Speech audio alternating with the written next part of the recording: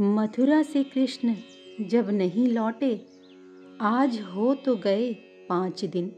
श्री दामा भैया कह रहे थे कि 5 दिन में आ जाएंगे मथुरा से, पर ललिते क्या श्याम सुंदर आ गए। 5 दिन से जल भी नहीं पिया है श्री जी ने। नींद तो आती ही नहीं है, आंखें सूखी भी नहीं है इन 5 दिनों में। बस निरंतर बरस ही रही है। प्रभात आया गया, संध्या आई गई, रात्रि आई वह भी गई। मैं झूठ नहीं कह रही। देख, आज पूरे 5 दिन हो गए हैं। इतना कहते हुए उठकर चल देती है श्री राधा रानी। आप कहाँ जा रही हैं? रोती हुई भागी ललिता विशाखा श्री राधा रानी के पीछे नंदगांव की ओर ही चलते हैं। श्री राधा रानी के चरण उस ओर तो दौड़ते हैं नंद भवन की ओर। कंस को मार दिया अपने कन्हई ने। बधाई हो। नंदगांव की एक बूढ़ी गोपी दूसरी को बता रही थी, क्या सच हमारे कन्हई ने कंस दुष्ट को मार दिया? हाँ, और सुना है कन्हई को ही मथुरा का राज्य दे रहे थे मथुरा वासी, पर अपने कन्हई ने नहीं ली और कंस के ही पिता उग्रसेन को ही राजा बना दिया। पर कब आएंगे वे? श्री राधा रानी रुक गई, उस बूढ़ी गोपी से पूछने लगी। सुना तो था मैंने कि आज ही आने वाले हैं। श्री राधा के आनंद का ठिकाना नहीं। उस बूढ़ी गोपी को चूमते हुए भागी नंद महल की ओर। आज आने वाले हैं, आज आने वाले हैं। सुना ललिते, आज आने वाले हैं वे। वज्रनाभ ये कहते हुए नंद भवन में प्रवेश किया था श्री राधिका ने। कौन कौन खड़ा है वहां? ब्रजरानी ने जब देखा कि एक मणि खंभ के पीछे कोई खड़ा है। कौन है वहां? संकोच करती हुई श्री राधा रानी बाहर आई। राधा बेटी, आओ आओ, मैं तो व्यस्त हूँ, इसीलिए देखो ना, मैं तुमसे ज़्यादा बात भी नहीं कर सकती आज, क्योंकि राधा बेटी आज हमारा लाला आ रहा है ना। मैं उसके लिए माखन निकाल रही हूँ और उसकी गेंद, उसकी काली कमरिया आते ही मांगेगा। बेटी तू बैठ, मैं आज थोड़ी व्यस्त हूँ। ये कहते हुए ब्रजरानी भी अपने कार्य में लग गई थी। आज वे आ रहे हैं। ब्रजरानी के पास ही चली गई थी श्री राधा रानी। अरे तू यहाँ आ गई बेटी, तू वहाँ बैठक में बैठना। नहीं मैया, मैया। कुछ देर में फिर बोली श्री जी, वे आज आ रहे हैं ना? हाँ हाँ, आज आ रहे हैं। देख, मैंने माखन, उसके लिए माखन निकाल रही हूँ। आते ही परेशान करेगा, कहेगा माखन दे, माखन दे। यशोदा ने जैसे ही ये कहा, श्री राधा रानी हंसी। मैं कुछ आपकी सहायता करूं? मैया मना मत करना, मुझे अच्छा लगेगा। श्री जी ने कहा, अच्छा ठीक है, तू फिर ये माखन ही निकाल दे, मैं उसकी काली कमरिया को ठीक करके रख देती हूँ। अरे मैं भी ना भूल गई, अभी तो बहुत काम है। अरे गोपी सुन, गर्म पानी भी कर दे, आते ही हाथ मुंह तो धोएगा ना। मैया ये माखन तैयार है। श्री राधा रानी ने माखन दिखाया। राधा बेटी तू बहुत अच्छी है, ये कहते हुए माथे को चूम लिया था ब्रजरानी ने। देख तू आई, इस समय बहुत अच्छा किया तूने। अरे अरे, ये धूल उड़ रही है, कौन आ रहे हैं ये? ब्रजरानी आनंदित हो उठी। अरे ये तो अपनी ही बैल खड़ी है। राधा चल बाहर आ गए। ब्रजरानी भागी, श्री राधा रानी को भी अपने साथ ही ले गई।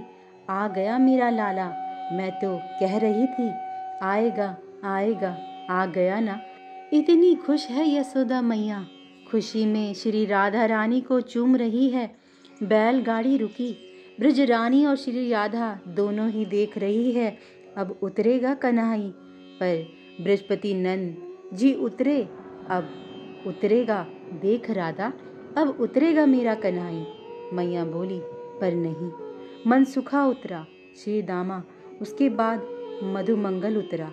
बारी बारी से सब उतर गए, पर कन्हई बृहस्पति नंद ने अपनी पत्नी यशोदा को बस एक बार देखा, फिर बिना कुछ बोले भीतर चले गए।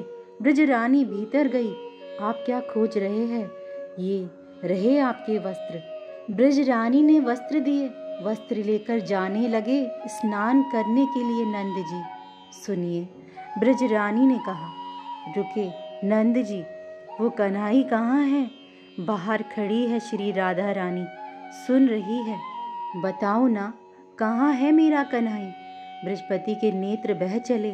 देखो, इधर आओ, ये माखन इस राधा ने निकाला है। श्री राधा को दिखाती हुई बोली ब्रज रानी, क्योंकि वह आते ही मांगेगा ना। बड़ा जिद्दी है वो, पर आपने बताया नहीं वो कहाँ रह गया। अच्छा, आने दो उसे, मैं बताऊंगी, बांध के पीटूंगी। बहुत जिद्दी हो रहा है आजकल। अच्छा बताइए, आप ही बताइए, कितनी आक्रामक हो उठी थी ब्रजरानी यशोदा। पहले उसे अपने घर में आना चाहिए ना। गया होगा किसी गोपी के यहाँ माखन खाने। ये लाली बरसाने से आई, माखन निकाल दिया। पर वो बृहस्पति नहीं गए नहाने, वापस आए। यशोदा, नहीं आया तेरा लाला, बृहस्पति ने स्पष्ट कह दिया। क्या? यशोदा तो चौंक गई, उनका शरीर जड़वत हो गया। नहीं आया, मेरा लाला नहीं आया। श्री राधा रानी ने जैसे ही सुना, उनकी दृष्टि के आगे अंधेरा छाने लगा। क्या नहीं आए तुम? पैरों में अब शक्ति नहीं रही कि खड़ा भी हुआ जाए। नहीं आए तुम प्यारे। श्री राधा रानी मूर्छित हो गई। प्यारे प्यारे श्याम सुंदर, तुम नहीं आए। अब ये राधा कैसे जिएगी? कौन हो तुम? कौन हो तुम? बैलगाड़ी में लेटा हुआ है, शरीर में शक्ति नहीं है। मैं श्री दामा भैया भी तो मथुरा गए थे, ये भी खाली हाथ लौट आए, नहीं ला पाए अपने सखा को।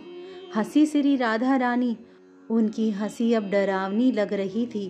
तुम्हारा श्राप लग गया श्री दामा भैया, तुम्ही ने श्राप दिया था ना, गोलोक से आकर कुंज में कि मान करती रहती हो, कृष्ण से रूठती रहती हो। जाओ 100 वर्ष का वियोग सहो। भैया, तुमने ही श्राप दिया था ना। अब 100 वर्ष तक श्याम सुंदर के बिना कैसे रहूंगी मैं? भैया, श्री दामा भैया, बताओ ना, कैसे जीऊंगी अब? हाँ, मैं बहुत खराब हूँ, मैं ठीक नहीं हूँ। मैंने सदैव उन्हें दुख ही दिया है। ठीक किया वे नहीं आए। क्यों आए यहाँ? क्या दिया है हमने उन्हें? पता है श्री दामा भैया, मैंने उन्हें सदैव दुख में ही रखा, माननी बनकर ही रही उनके साथ। वे बेचारे कितनी हा खाते थे, मेरे पैर तक दबाते थे, पर मैं अभिमानी राधा हंस पड़ी। श्री राधा उनकी हंसी सुनकर जोर जोर से रो पड़े थे श्री दामा। ललिता विशाखा साथ में है, वो भी संभाल रही हैं। वहाँ मथुरा में खुश होंगे वे। वहाँ की नारियाँ नागरी है, नगर में रहने वाली है, हमारी तरह गंवार तो नहीं है। श्याम सुंदर गोबर उठाने वाले हैं, हम लोगों ने उनसे गोबर उठवाए, चोर कहा, पीटा, आए दिन ब्रजरानी मैया से पिटवाया। भैया, श्री दामा भैया, अब ठीक है, हमारे रोने धोने से क्या मतलब? उनको तो अच्छा लग रहा है ना वहाँ, बस ठीक है। ना गैया चराने जाना, ना किसी गोपी की शिकायत सुनना। कितने सुख से होंगे ना वे। मथुरा की ललनाएं उनकी खूब सेवा कर रही होंगी। ठीक है, ठीक तो है ललिते, वो सुखी है तो हमें दुखी नहीं होना चाहिए। ये प्रेम नहीं होगा, फिर ये प्रेम के नाम पर कलंक होगा। नहीं नहीं, श्री राधा रानी की विचित्र अवस्था हो गई थी। सब रो रहे हैं, बैलगाड़ी में बैठे सब रो रहे हैं। श्री दामा भैया, ललिता विशाखा, अरे वज्रनाभ, यहाँ तक कि बैल भी रो रहे थे। श्री राधिका जी की ये दशा देखकर बरसाने आने तक मूर्छित हो गई थी श्री राधा रानी। कीर्ति रानी और वृषभान जी पर क्या बीतती होगी। और तुम्हें पता है, ये मूर्छा 1 महीने तक रही श्री राधा रानी को। जय श्री राधा, जय श्री हरिवंश।